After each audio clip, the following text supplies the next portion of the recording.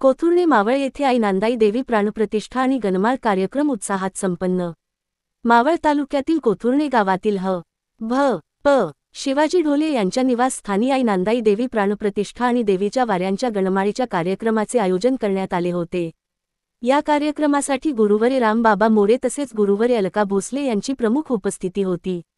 या कार्यक्रमांमध्ये देवीच्या गाण्यांचा कार्यक्रम तसेच देवी संचाराची अग्निपरीक्षा आणि गणमाळीचा कार्यक्रम देखील घेण्यात आला। यावेळी पंचक्रोशीतील भाविक भक्त मोठ्या संख्येने उपस्थित होते। आई नांदाई देवीची आकर्षक सजावट उपस्थितांचे लक्ष वेधून घेत होती।